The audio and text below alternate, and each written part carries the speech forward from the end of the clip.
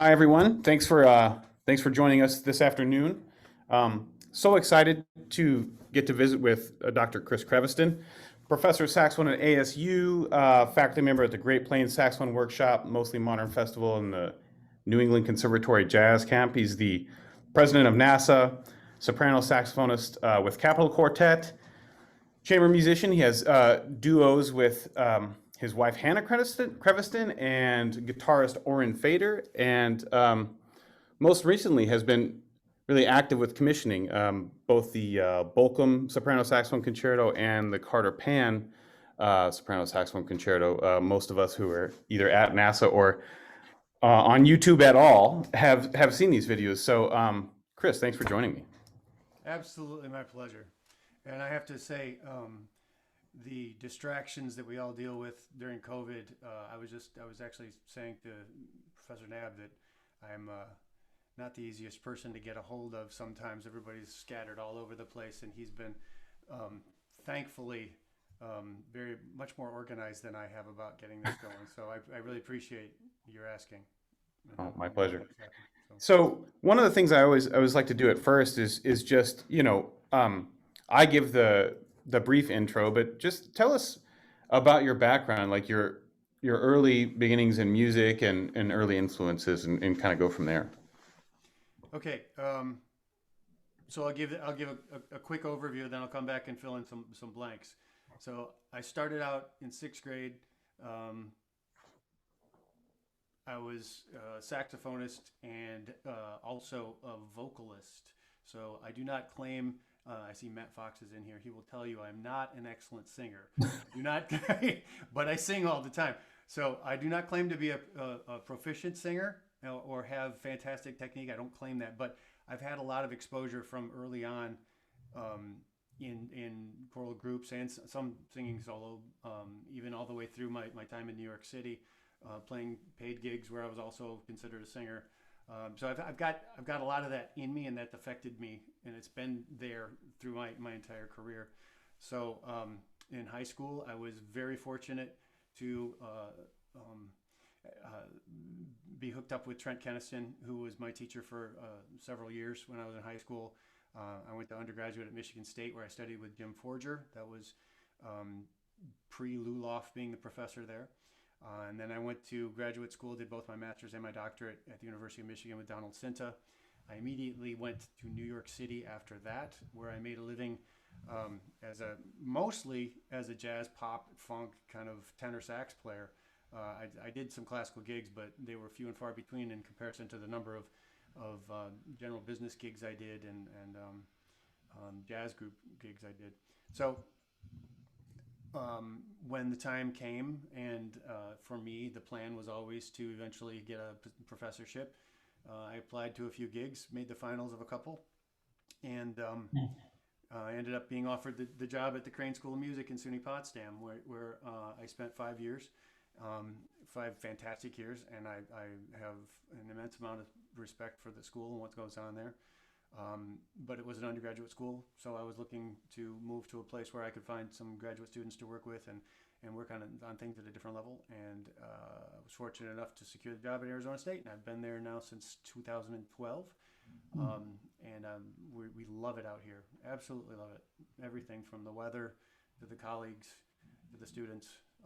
It's just a fantastic place to be, even in COVID, which is an unfortunate situation. But if I'm going to be stuck somewhere, this is a good place to be stuck. So um, when it now circling back, the vocal thing, I remember being young and playing in band, and the band directors are overwhelmed with the task of making sure that they get a finished product in front of the parents by concert time so that they can continue to make the program look good. They want the kids to learn, they want the kids to be musicians, but they're also dealing with little Johnny who needs to put down one because it's B flat in the trumpet section. So they have a lot on their minds, and they're trying to accomplish a ton. What ends up happening sometimes, even in the best band programs at a young age, there's not a lot of push and pull and rubato and emphasis put on the play that's involved in music as opposed to the correctness involved. So and I don't think it's necessarily a horrible detriment, evil nature of the beast kind of thing. I think it just ends up happening that way. And I think for me, being exposed to the vocal side of things, I remember the first phrase that I felt, I was told, crescendo and then decrescendo, that's the phrase. Okay, so I did it, and I did it kind of mechanically, and people said, good job. So I was like, okay, they like that. I keep doing that.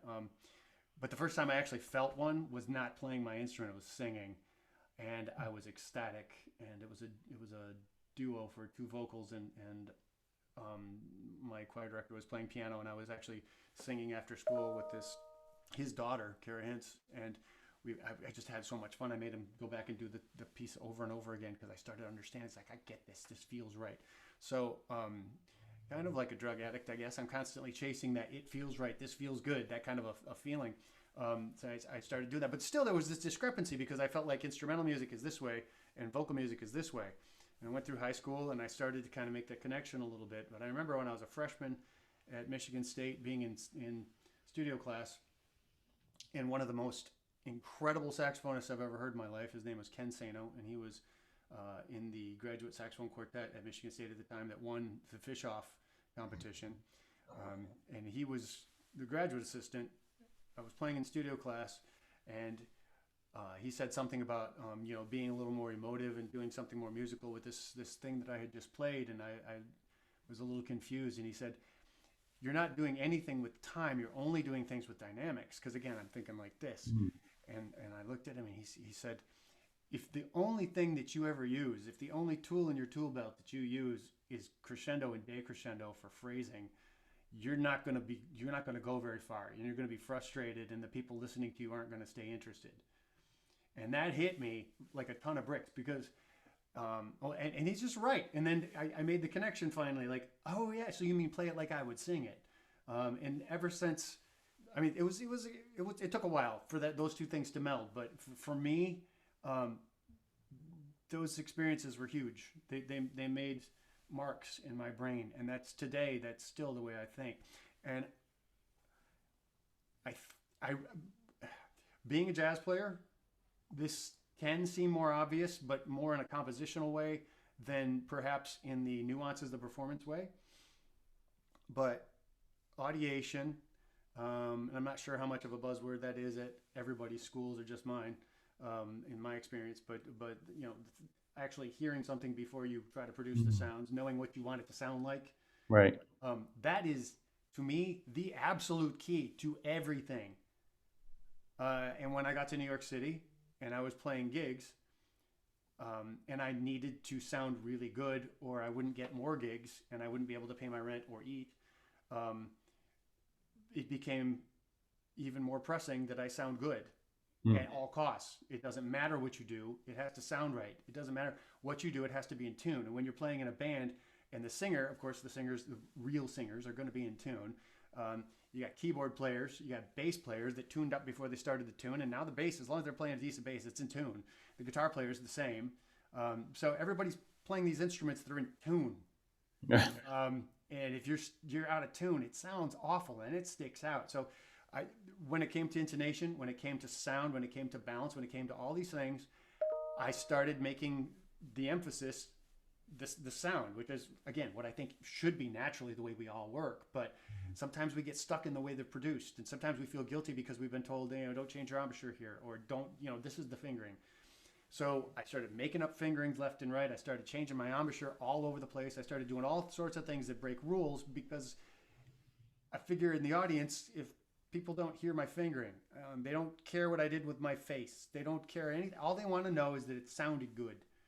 And whose definition of good? I honestly think that your definition of good should be the definitive definition of good. But to me, those things like putting the sound first and thinking like a vocalist. Do I hear a line that has vibrato like this? Do I hear the line without vibrato? Do I hear the line with portamento? Do I hear the line when it changes color here? Am I playing it in a way that is changing color even though the line doesn't want it to change color?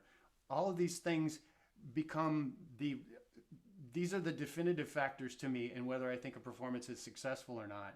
Am I, and when it comes to classical music especially, then you have to go back and look at, am I bringing out the structure of the piece? Because if the composer has done his job, then you're looking at how am I fashioning these tools that I have to bring out the structure of the piece, because that's going to be the most successful performance. And there are varying ways to do that, as long as they bring out the structure of the piece. So, Yeah. was that a long enough answer?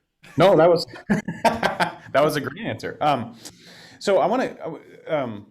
There were so many things in there that I kind of wanted to branch off of, but the first one, I guess, was the idea of play versus correctness, Yeah. and that just kind of that statement stuck with me, which I think it's very easy to get in the mindset of correctness, like, right rhythms, right notes, right articulations, and you add all these things together, and you've made music, and um, it's combining the correctness with your own imagination, right?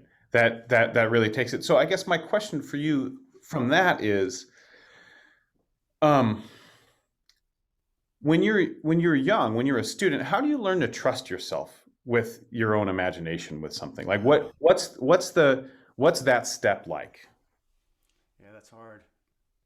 I think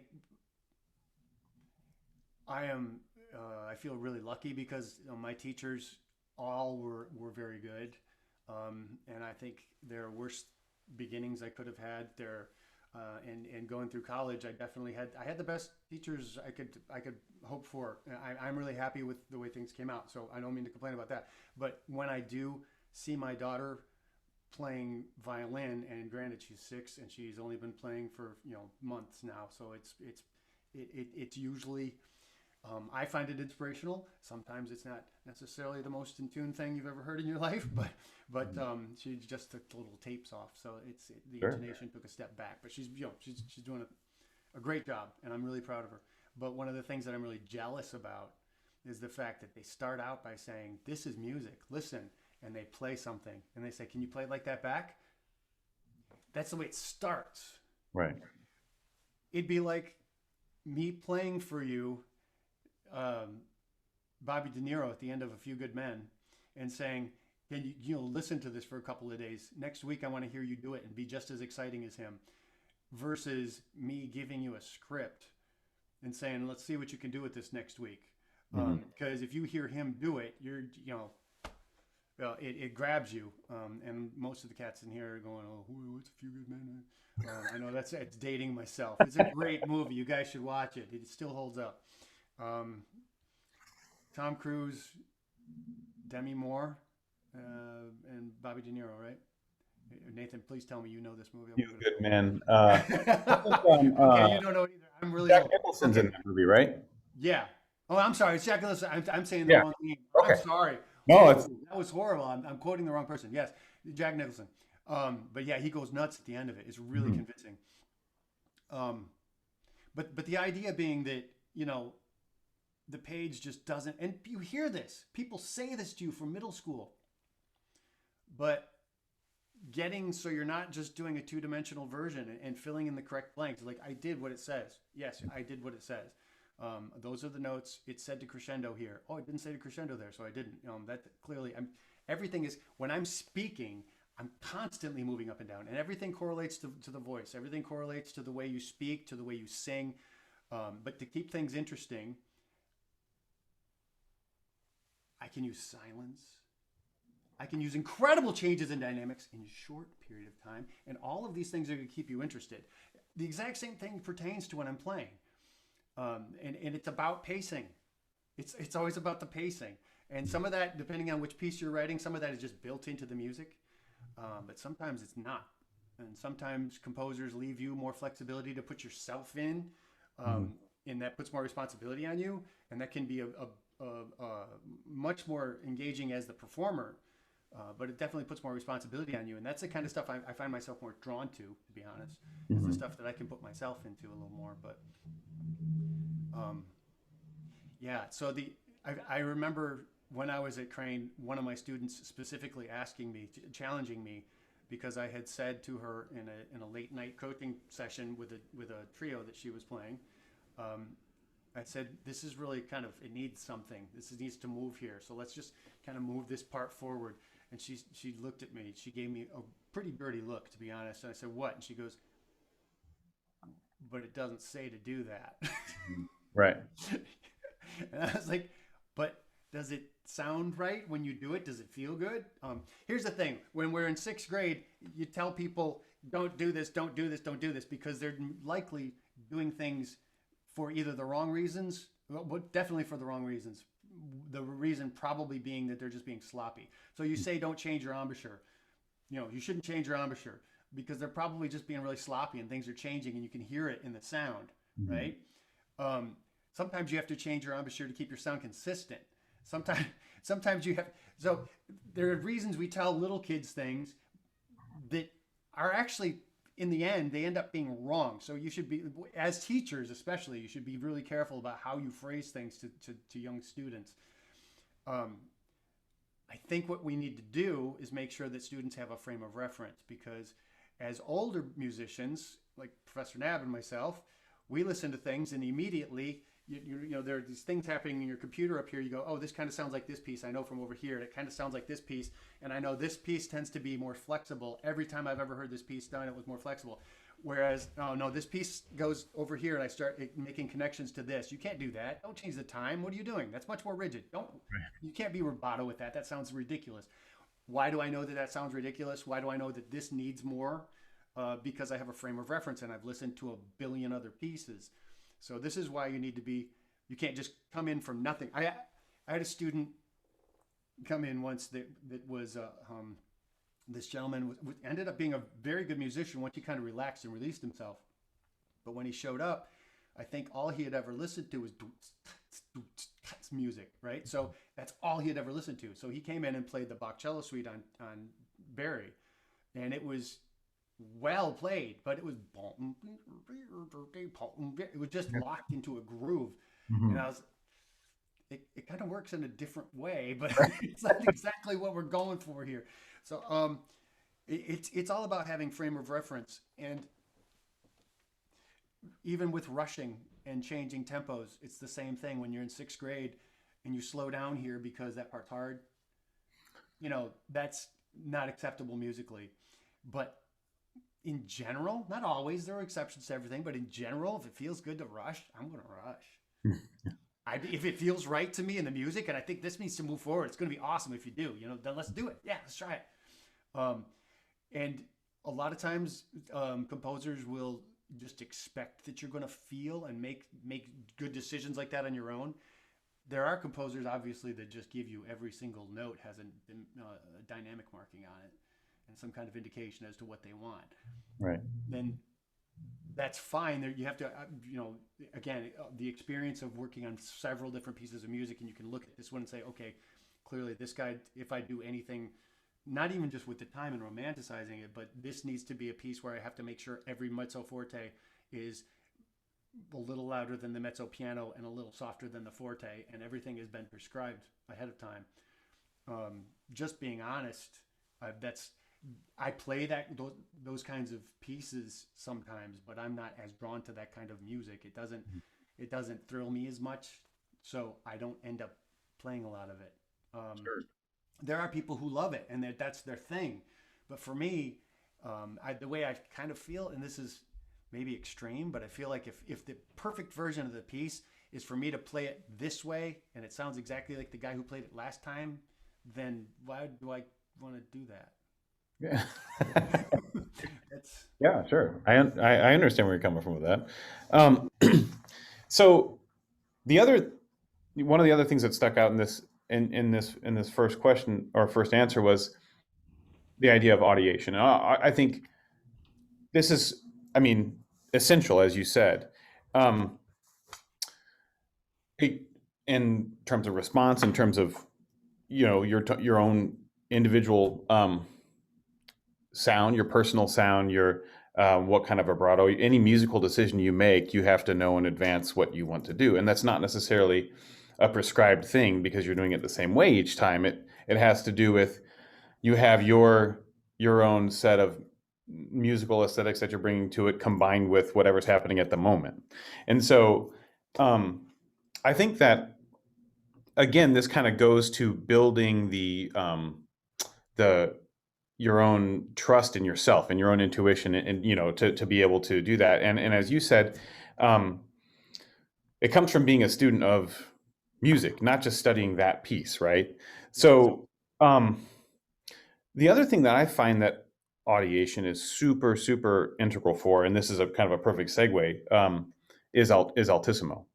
Mhm. Um, and as you mentioned at the beginning, kind of saxophone, um, there's a low entry bar to saxophone, right? I mean, if we have keys for each note, we don't necessarily, when we're first starting, we don't have to imagine what a B will sound like, because if we have a properly formed embouchure and it can support an airstream and put your left index finger down, you're going to get a B.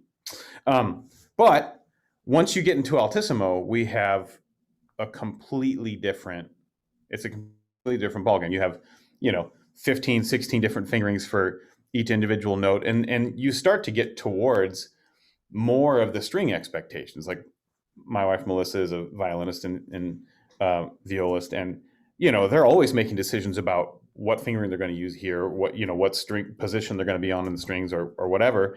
Have you found that you you have to, in terms of, sorry, let me formulate this question properly. Does your audiation inform your voicing, like how you approach specific notes, different fingerings, vice versa? And do you find that that informs your teaching? Yes. On everything you just said, amen. So I, I think it has to go even further to the colors. Even when you get something perfectly in tune, you need to make sure that the colors you want are there. So I agree, the bar is low, and you kind of get a B of some sort, right? When Right. you're middle B. Right.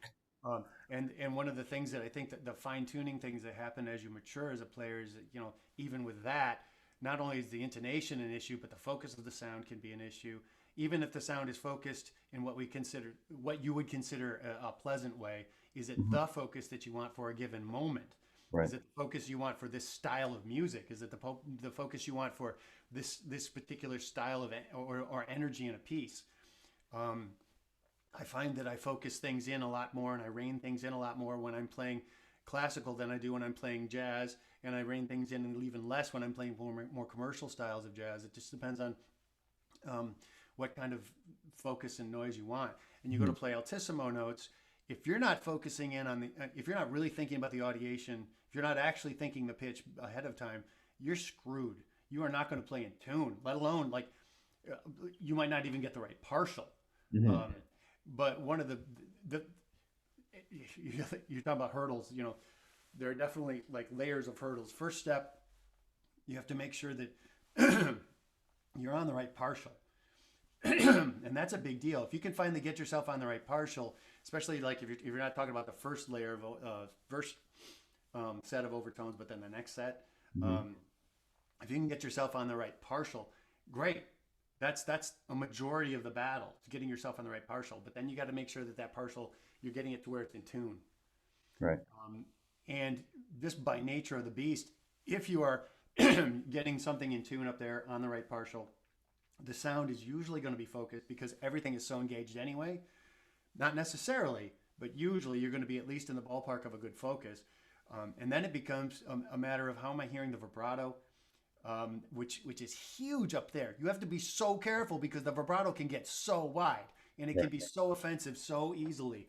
And people are just they're moving their jaw because this feels right. I did this on middle D. Middle D is so resistant that you can move your jaw down to your chest and you barely get it's a decent vibrato, right? Or low B flat, same deal. You get it's just there's so much tube being used. It's got so much resistance that the movement doesn't happen as easily. You do that on Altissimo D, um, really flexible note, especially depending on the fingering you're using. But you play high, super high notes, and those notes are just so flexible. The vibrato gets really wieldy. You get old man church vibrato real fast, and it sounds off-putting. People, even if it's in tune with a good sound, that vibrato can really make people ugh. So your wife is a string player. I constantly refer in my lessons to thinking about what people are doing with their string, their what they would see if a string player was playing this part. You get a certain vibe from this. There's an energy from this. That means something. You get a different energy from this. Right. And those directly apply to the way I think about my jaw. Hmm. Getting a different amount of energy in a certain section because of the way you're applying the vibrato. And not just in a section, usually overall in a section, but also on a given note, you'll see the vibrato get wider and more present in the middle of a note and then taper off, or it'll taper into and then out of the note. There's a great recording that I reference a lot in the lessons just because it really makes this obvious of Yo-Yo Ma playing the swan. It's on YouTube if you look it up. Just watch his left hand and it's such a great lesson in vibrato, just watching his left hand for a little bit. And he's changing the vibrato on a given note. He'll change it pretty drastically. And definitely the speed, it intensifies, and then there's more energy in it when the section needs it. If you're talking about attacking the notes up high, I have to say that this is one of the biggest things that I think a big fallacy, and it's something I still struggle with and I still work on to this day. And I know all of you are going to be doing the same thing, because I don't care whose recording it is. This is one of the things that we as a society of saxophonists have not mastered yet. It's the articulation up high. The sustain of the note can be incredibly beautiful. We can get a beautiful color. We can get fantastic vibrato. One of the biggest, most telling factors of whether you have control and nuance and finesse in your vibrato or in your altissimo range is the actual attack. And that's one of the things that makes it sound like, any instrument has a smattering of overtones right at the articulation, which helps define in our ears the sound. So you've all been walking down the hallway and you hear a trombone and you're like, is that a voice? Oh no, that's a trombone. Oh no, I'm sorry, that's a cello. Okay. And you get this like thing happening in the School of Music, right? Where you can't tell what it is from down the hall. When you can tell is not during the sustain. When you can tell is during the attack, because there's a smattering of overtones that is more individually identifiable with that instrument. Okay. I'm not saying that overtone recipes don't vary from instrument to instrument. They do, but it's much more identifiable right at the attack. So keeping that in mind, if you look at the saxophone's attack, we have an enormous number more of high partials in the attack, and especially when you go higher. So if you're attacking and you're being very clear in the middle range and you're playing middle D and there's all that resistance, that doesn't have as many overtones, right? So you're not going to get the same kind of, if you do the exact same mechanical process to get a certain articulation on middle D, but you do that process now on palm key E, the one on palm key E is going to sound brittle. Now, God help you if you're trying to do that on Altissimo D or trying to do that on Altissimo E, because it's going to sound so bright and it's just going to punch you on every attack. Even if the sound is beautiful and your sustain is beautiful and your vibrato is beautiful, when you hit those notes, it's good. That's the difference between making you sound like an amateur or making you sound like a god in the Altissimo. Make sure you're taking care of the actual attack up there. That's huge. So I'll say one more thing, just because I don't want to forget it, but it pertains to what you're talking about too. Again, going back to the idea that if at all possible, I'm worried about what goes out to the audience and not technically what I'm doing.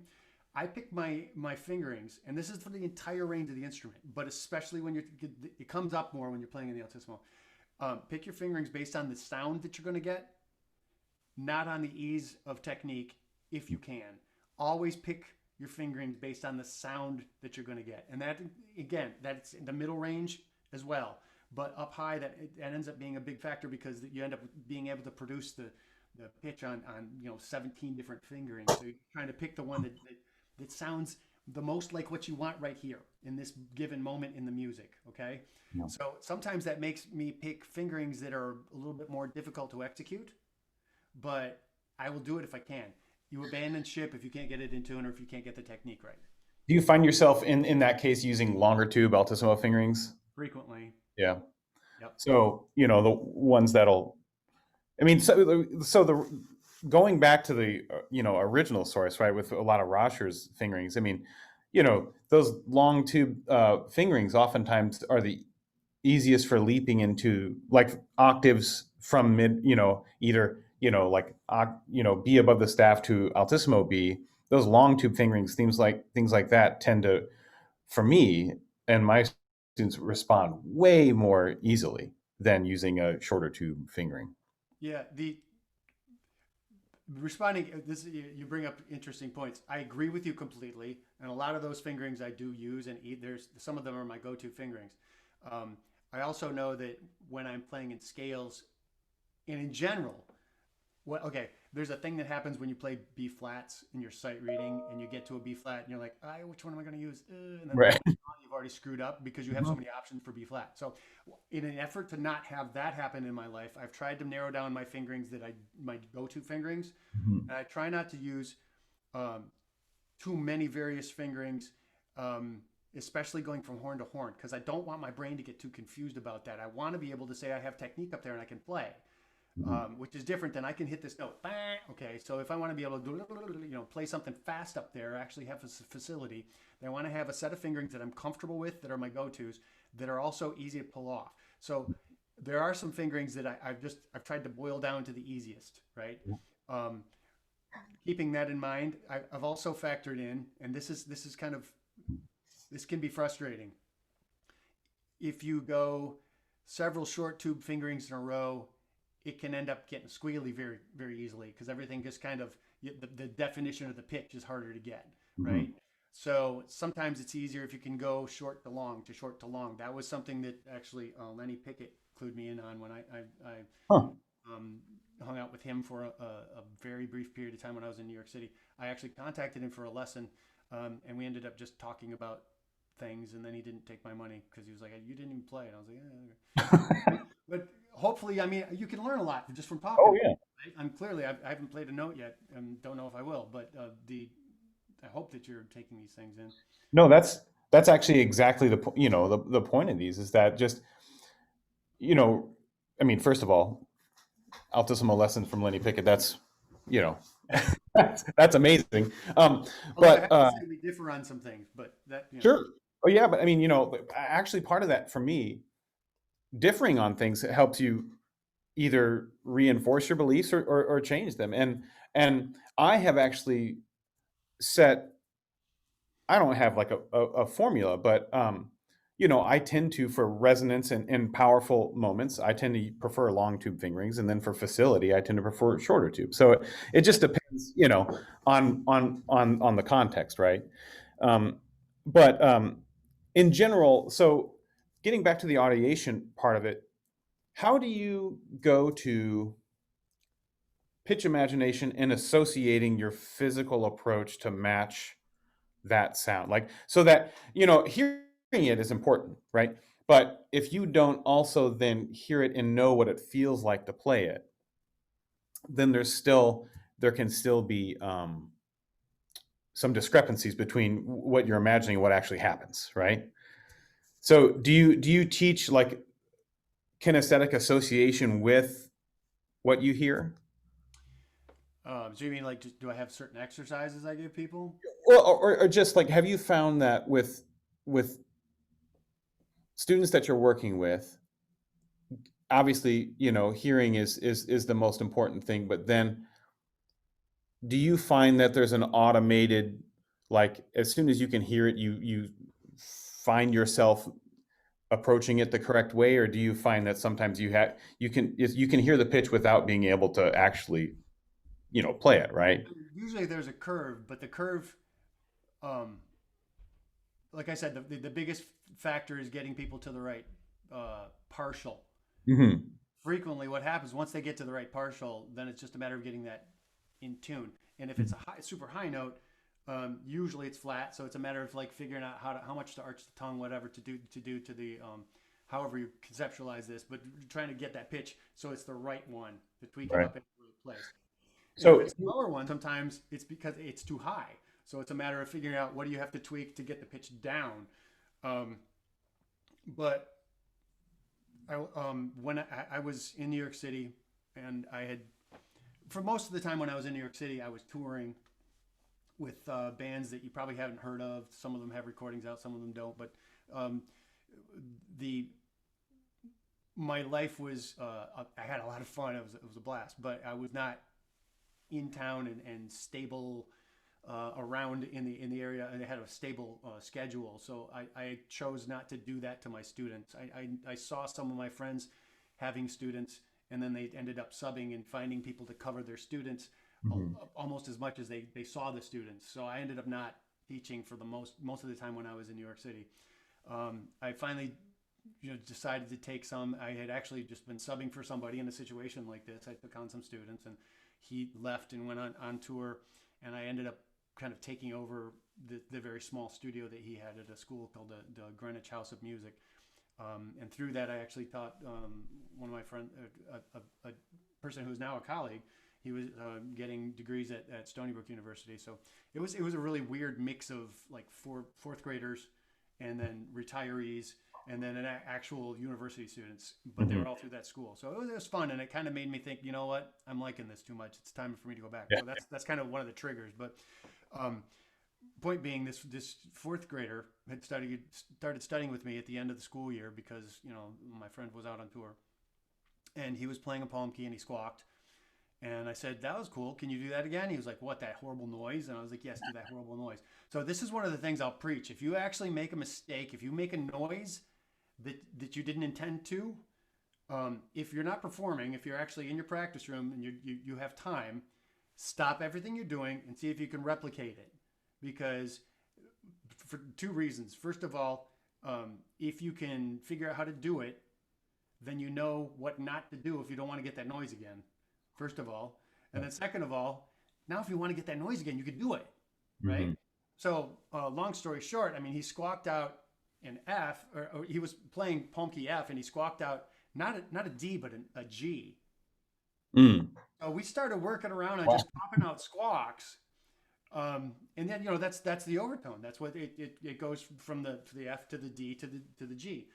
We started working and by the time he was in the middle of fifth grade, he could just nail an Altissimo F like that. He just, he still sounded like a little kid. I've got recordings, that he did for his grandfather. Yeah. Because his grandfather was an old saxophone player and he was ill at the time. But anyway, that's a long story. But yeah, so he was, even in fifth grade, I mean, he could play an Altissimo F and play it in a scale all the way up to the F. Wow. But he just sounded really immature because he was a little kid. He didn't have the musicianship yet, but his technique was not a question. So I think that's a huge key. Figure out how to squawk, figure out how to even with multiphonics. I mean, there are times you get that kind of split tone, right? You get that noise. What I just did, the entire thing I just did was really spread sounding, right? The F sharp, that noise, I can do that at will. I'm not using a different fingering. I'm using the exact same fingering I use for F sharp. It's my go-to fingering. I finger front F with side B flat. But knowing how to get that when I want it helps me to not get it when I don't want it. And knowing how to spread my sound. This is another one of the exercises I'll talk to my students about.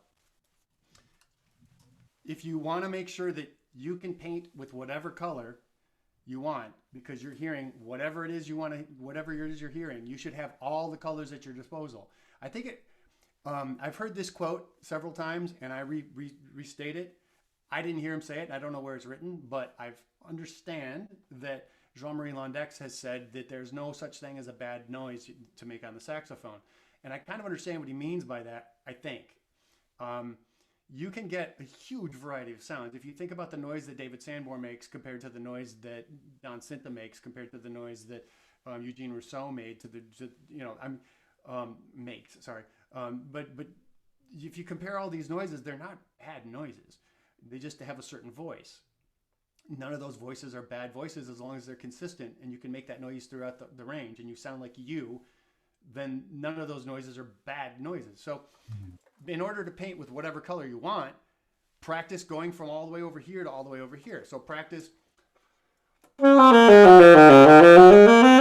That's as spread as I can play. It's a pretty spread sound, but at the same time, like I can employ that sound. It could be a useful sound. Again, though, even if I don't ever choose to use it, if I know how to do it, then that's a valuable thing because I know how to not do that. I'm learning. I'm trying to teach my throat to be really intelligent and be able to pick out a color at any given point. So that same thing. So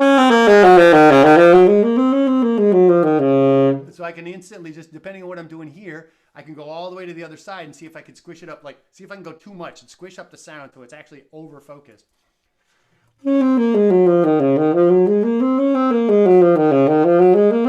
So there's a whole variety of sounds in there, and if I practice making them all, then I can just, if I can do them all at will, then I can pick the one I want anytime. Right.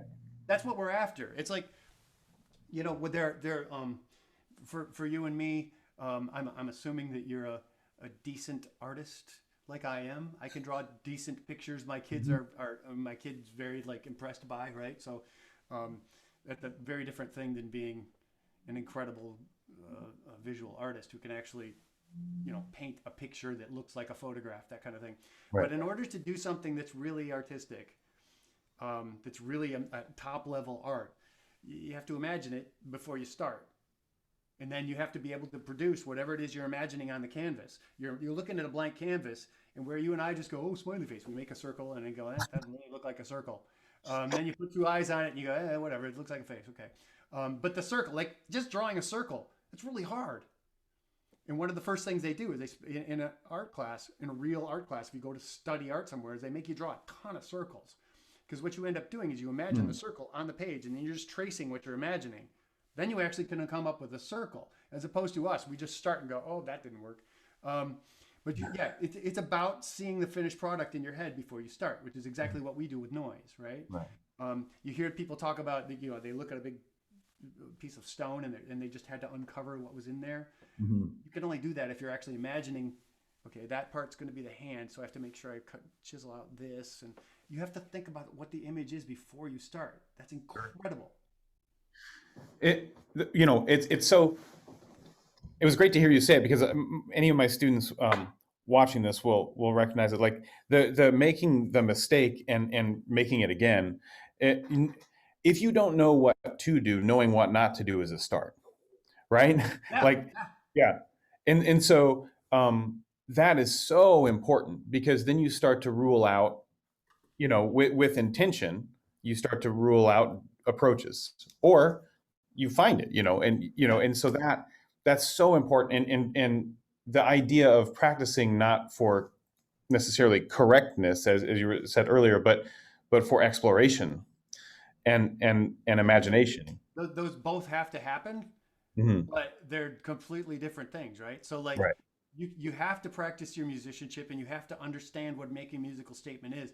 Just because you're a great saxophone player doesn't mean you're a great musician, and vice versa. You know, if I give my horn to Yo-Yo Ma, he's going to sound like crud, right? He's not going to sound impressive because he doesn't play saxophone. What if he did, though? Yeah, wow, that would be amazing. But point being, like they're very incredibly separate things that both need to be practiced, and both of them, honestly, if you don't practice them in isolation, you're not going to get as much out of it. But you have to address both sides of your psyche, both sides of your whole musician, or you're not going to be proficient at it. You can't just practice pieces of music and expect your technique to get better. And you can't just practice technique and expect to all of a sudden sound amazing when you're playing repertoire. These both have to be addressed. Both sides of yourself have to be fed. One of the things that you were saying, and you just talked about practical application, and this is basically what the kid did. And I don't know how much of it is automatic for the people in this room and how much you already know, but basically, you know, if you're squawking on a palm keynote, you know, if I'm fingering, let's just start with E flat, but making sure that you're actually hearing that in tune and you're actually popping back and forth. One of the best exercises you can do is just teach your throat to actually nail which one is which. So you can pop back and forth. That's a great exercise. Do it for 2 minutes when you're warming up, or do it for 30 seconds. It just helps you get your throat locked in.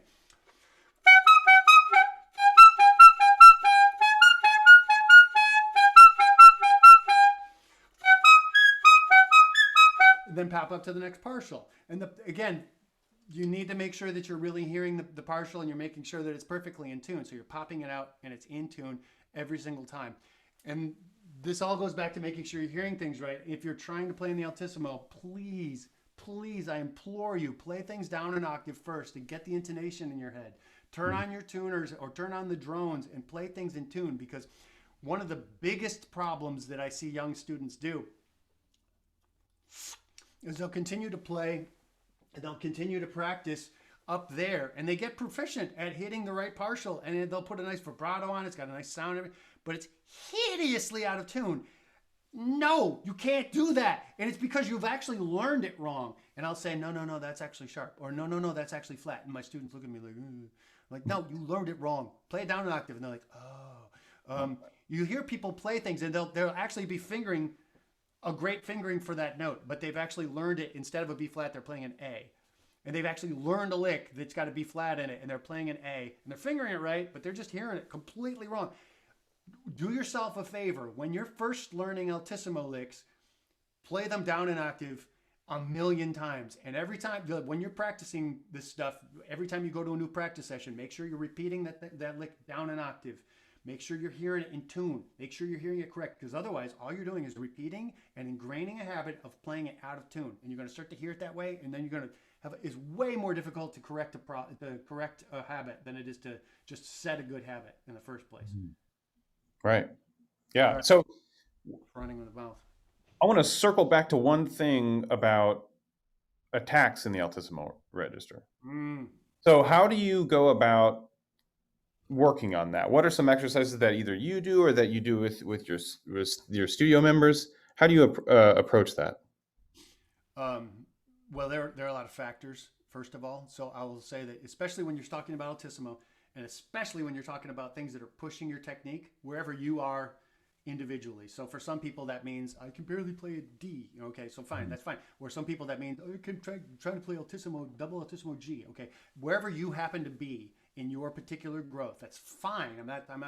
But wherever you are, don't be afraid to blame the equipment a little bit for issues you're having that are right at the edge of what you're capable of doing. So if your top note is a D and you can't do it on a certain reed, but you could do it yesterday and the day before on different reeds, it's okay to blame that reed, because some reeds don't do the certain things. Now, if your top is a double G, then the D is not going to be a problem. You'll probably be able to do it on every reed, right? The same thing goes when you pick up soprano. All of a sudden, people expect themselves to be able to do things on soprano just because they can do them on alto. You got to practice it. You're going to have to go through the same stages of growth. You can't just all of a sudden pick up a soprano and squawk out super high stuff just because you could do it on alto. It takes some fine tuning. You got to figure out how to do it. So, but getting those notes to speak just so, frequently what I have to do, and this is one of the things we kind of alluded to it before. If you're using some of those long tube fingerings that just ping, they just speak, boom, they just speak perfectly, sometimes that's problematic. Yeah. No, seriously, because if it speaks really easily, then you're going to bump it easily. Yeah. Especially if you're doing an arpeggio, if you're doing whatever piece that you're playing, if one of the notes, this is true in the regular range too, not just the altissimo, but if one of the notes it speaks much more easily than the notes around it, they're more resistant, that note that speaks more easily is going to pop, and you're going to notice it, and it's going to make you feel like throwing your horn against the wall. So what you might want to do is switch fingerings. See if you can switch fingerings in a way that'll make the resistance even out. You want more even resistance. Yeah. So along those lines, Okay. So I'm sorry, what you were asking before, more directly answered.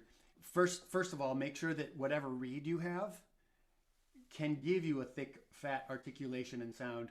Because if you're playing on a reed that speaks too easily up there, if you're playing on a fingering that speaks too easily up there, you will probably get a bump and maybe even a slight derivation in pitch right at the articulation, which is going to frustrate you, and you're going to have a hard time fixing it.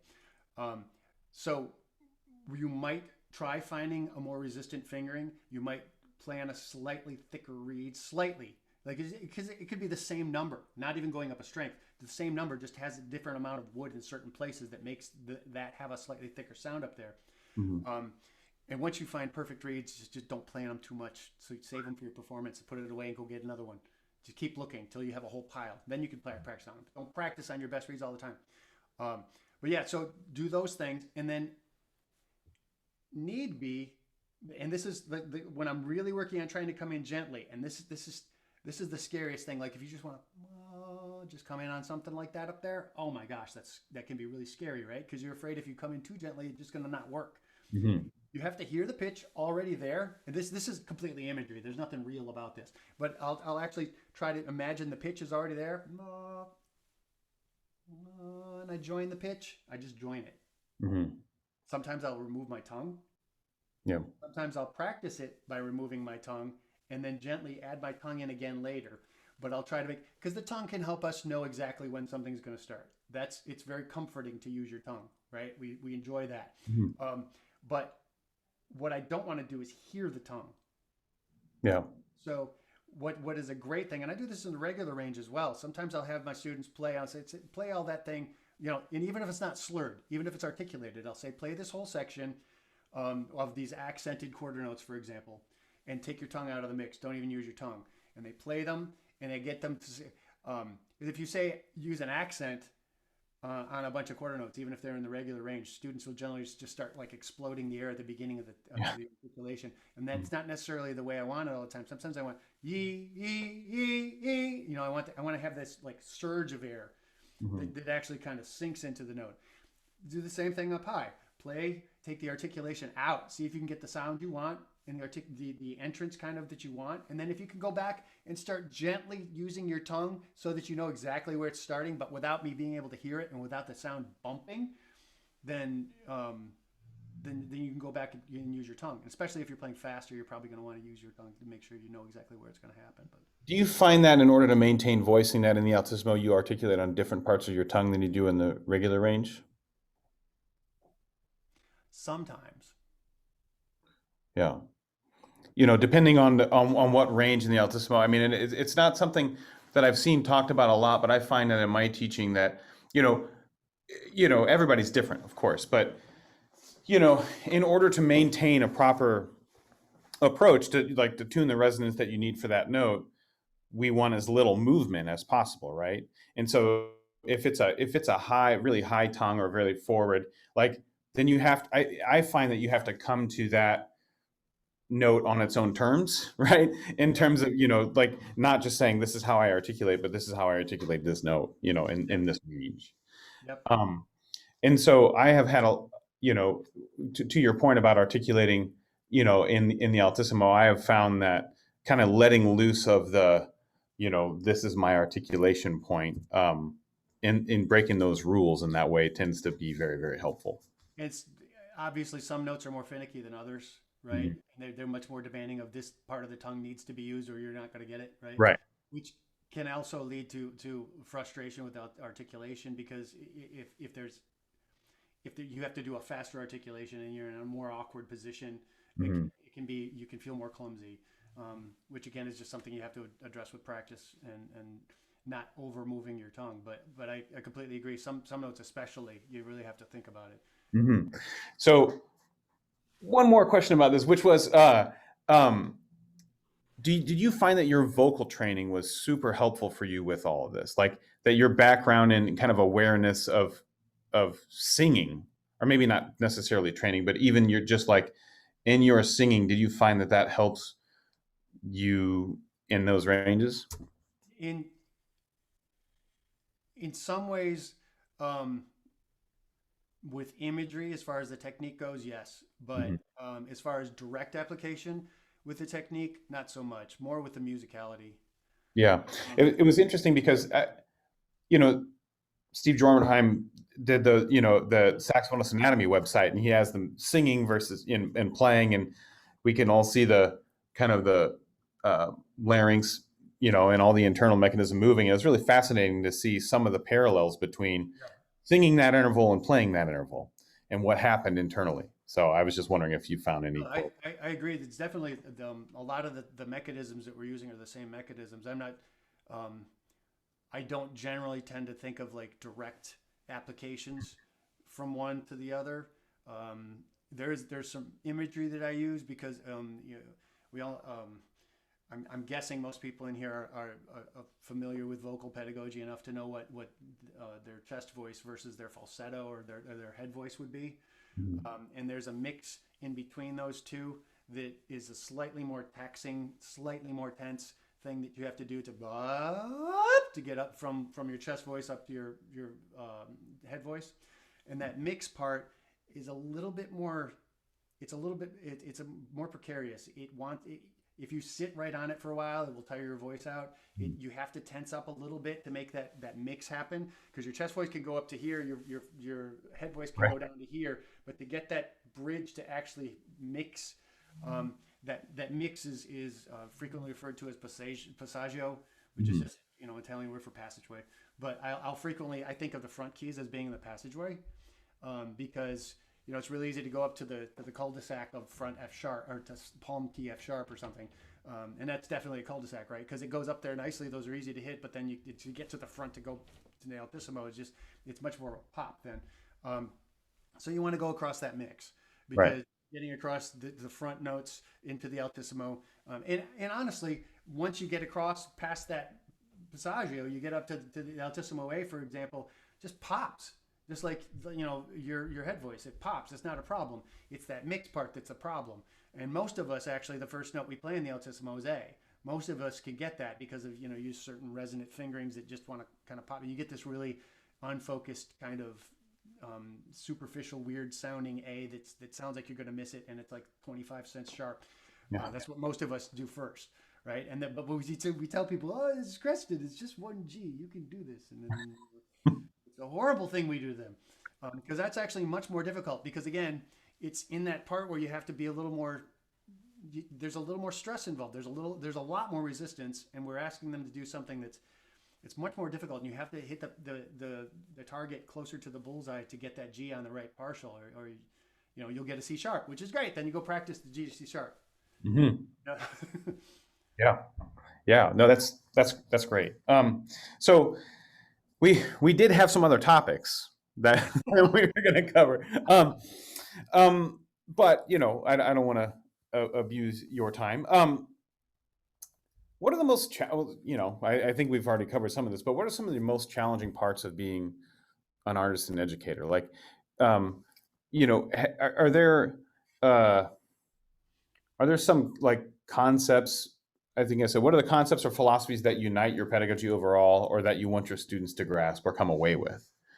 Like that, to me, I mean, of course, we're coming up with a lot of this already. Yeah, as far as my actual teaching philosophy goes, I'm sure we all say the same thing in various ways, but basically we're trying to make ourselves obsolete, right? We're trying to make sure that we make them think for themselves and lead them through thought processes so that they become acquainted with and equipped with the tools that they're going to need when we're not there. Right? So that's what I'm trying to get them to do. And for me, that all does go back to the same thing. I want you to think about what you want this to sound like musically, and then figure out a way to make it sound like that. And the idea that we're all going to end up sounding a little different, because my idea of what I can imagine here is going to be a little different than your idea of what you're going to imagine there. And there is such a thing as unsuccessful. There is such a thing, like if you're putting a lot of rubato and emphasis and accent in a certain place that's not part of, like, a big part of the piece, and you're underplaying this huge arrival point that's supposed to be a big part of the piece. If you screw up the balance of the architecture of the work, and then obviously there's a way that you can actually do things and be just as emotive, but have it not be as successful overall. Mm-hmm. There is. But sticking to the architecture of a work, there are usually a myriad, just infinite number of possibilities of ways that you can play things to get them to work. Now, if you're playing, and I like the piece, I'm not slamming it, but if you're playing Garden of Love, there's not much, I mean, you kind of play that piece and it kind of is what it is. And if you play it really well and in tune, it works and it's great. I'm not slamming it, but I'm just saying that it's a different kind of piece. It's much more rigid as far as you putting yourself into it. There's not a lot of that, right? There's no place to put yourself into it. You're basically playing the piece. And it's great. I love the piece. I think it's great on a program, as a part of a program. I think it's fantastic. But it's a different kind of a work, right? If you're playing even something as standard as tableau or Creviston, and then all the way up through the Carter Pan Sonata, or the Misha Zupko's In Transit, or this Albright, all the really heavy things, or really the Bolcom Lilith. I mean, that's so flexible. Like this, the heaviest pieces in our repertoire. One of the reasons that Lilith, I think, is going to live for a long time is because it's just so flexible. There's so many opportunities for you to put yourself and how you're going to be dramatic into that piece. I think it's going to live forever. That's why people are still playing Bach. That's why everybody wants to play the Bach cello suites, because as long as you're playing the actual architecture. So, okay, so to draw back to your question, I think the biggest thing you have to do is get for me, is to try to get students to come out of their shell and become a person who's willing to make statements at any point and doesn't just play and fill in the blanks and say, "This said to do that, so I did." Yeah, but it was boring. You got to do more than that. Do something. Right. You got to make this exciting. You got to make me want to sit through your recital. Mm-hmm. Are you ever going to have anybody come to your recital other than your mom? I mean, you gotta. I mean, okay. Try to make it interesting enough to make your friends want to come, even the friends from your dorm. Right? Try to make it interesting enough that you could sell a ticket. Ooh. And I think a lot of us have lost sight of that. We think we want to do things that are really hard and we want to show off and do things just to prove we can do them. But you flip that around. You want to put together programs. You want to be a player that is interesting and can do things.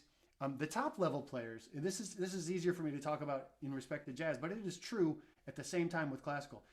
The top level players, I think, when you hear them play, not only do they do everything right, but they engage you, and then they'll do things sometimes that just surprise you. Mm-hmm. The surprise element, doing something I didn't expect. Man, when you start doing that, that's when people start paying for the tickets. That's when people, and I think we've come an enormous distance from the idea that Larry Teal expresses in the Art of Saxophone Playing. He said originally people there weren't enough good players around, so one of the reasons why people didn't start writing for our instrument, because there were some good players, but composers are going to look at that and say, what? There are like 5 people that do this well. Why am I going to write for this instrument, right? It takes a while.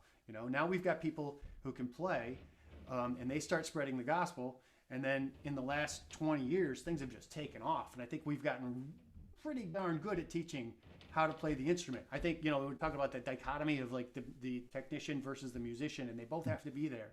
I think the technician thing, we're doing a really good job at that. We've come a long way. I still think we're kind of starving on the other side. We're kind of boring. I think we've got a lot better. We have. But I think as a whole, and I think we're dependable. And I think that's one of the reasons why people are, more interested in including us with orchestra repertoire and things like that.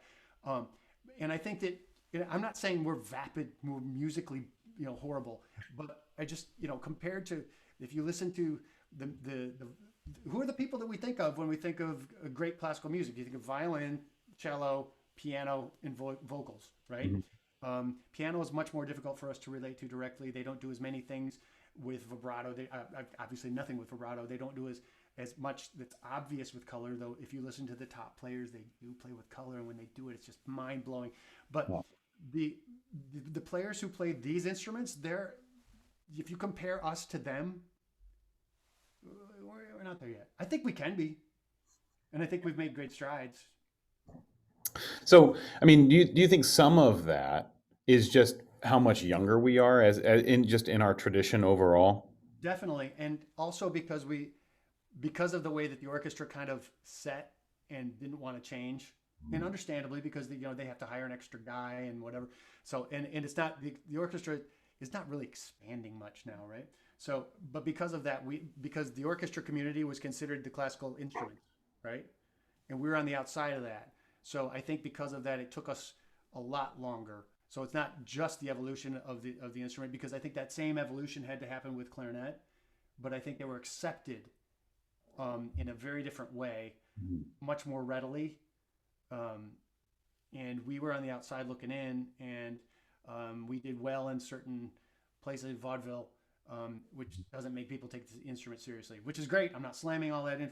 I love that stuff, you know, Yeah. but it doesn't make people go, hey, well, let's put that in the orchestra parts, you know. So we had that. And then for a long time, even the classical musicians, the classical music that was being taught, the saxophone,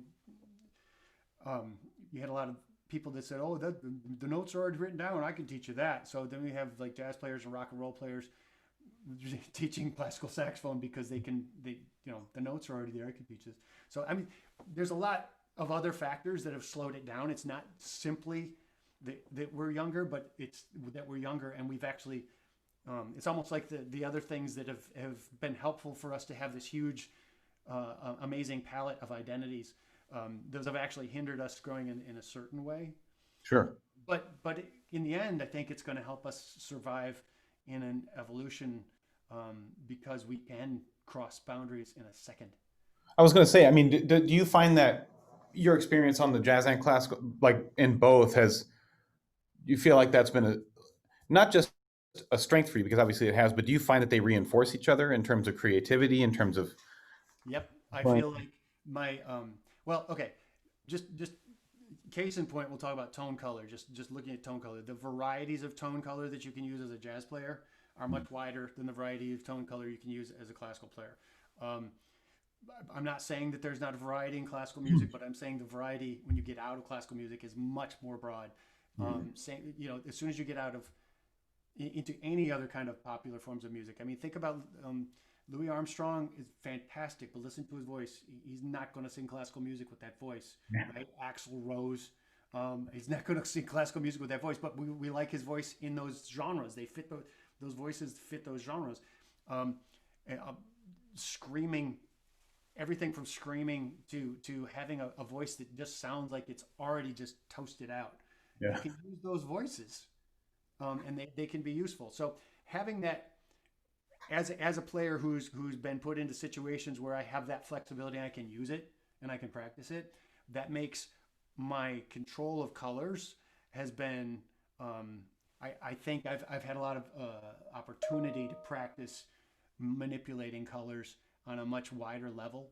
And I think that when I come to play classical, and sometimes, you know, nobody's perfect and there are things perhaps that, you know, I'm still growing as a musician, so I think I'm better than I was 20 years ago, and there are recordings of me that I wouldn't do certain things the same way again. But that being said, I feel like I've got a control over the manipulation of colors that I may not have had I only been a classical player. And I think that's probably the biggest area that I think really transfers.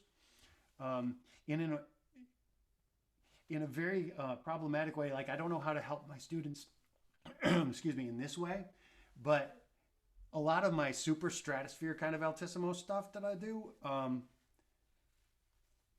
like I remember walking on bars and trying to not step on martini glasses and playing solos on bars, which, you know, to smaller clubs or whatever, they're filled with people screaming their heads off, and it was fun. But when you're in that situation, there's a band I used to play with that we you know, the boys are back in town, you know that tune. We used to do that tune, and at the end I would just be, you know, the trumpet player and I would be riffing, and one day I remember my reed just felt like it. Whoa, wow, this plays high, and I remember squawking out a double altissimo E, which was on tenor, so it was easier. Yeah. But still, it's really high. And I was like, oh my gosh, this is in tune. This is happening. And then, of course, they were like, that was awesome. You have to do that every night. And I was like, oh, come on. So it changes my gig a lot, dude. Yeah. No, but point being, when you're in a situation where everybody's screaming and everybody's, you know, you're walking a bar and if the intonation isn't quite nailed when you first hit the note and you kind of slide into it a little bit, or if you know, there's a different vibe happening. And I got an opportunity to practice things. And I don't want to say it was sloppy, but it definitely, like the rigidity that needs to happen when you play, you know, if you're playing some classical concerto and you need to, it needs to be in tune with the right color, right on time. That's a very different kind of, like, as you put it, hurdle to jump over. Then I'm going to kind of squawk out this note. Give me a second, see if I can get it there. You got there. You know? So it gives me an opportunity to work through things. And when my students are trying to do it, they don't get that kind of casual leeway to just experiment in front of people. Right. You know what I mean? So I don't know how to help that. I mean, because if you're playing the Martin Ballade and you need to play that G and it just needs to ba, and you need to hit it. I mean, you need to hit it. Right. There's no leeway. And if you sound like crap, here's the thing. So many, it's got to sound good or we can't do it. We need to stop doing things in public that make the people in the offices down the hall go, ugh, they're playing that stuff again. Why do they have to play up here? You know, string players or even the oboe teacher, they understand that it's difficult. They don't give you brownie points for that. They wish you wouldn't do it. Right. Well, we're sitting back there going, oh, we got it. Great. Yeah, it sounds like crap, but everybody's applauding anyway, right? So it's just got to sound good. Maybe the secret is to go to bars and practice Martin. You might be onto something.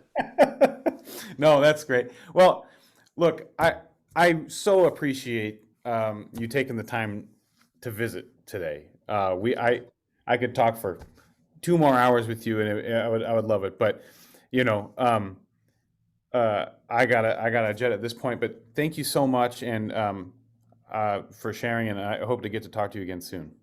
All right, man. It was a pleasure. Yeah. All right. All right. Hey, take care, Chris. Thanks. Bye-bye. Bye, guys.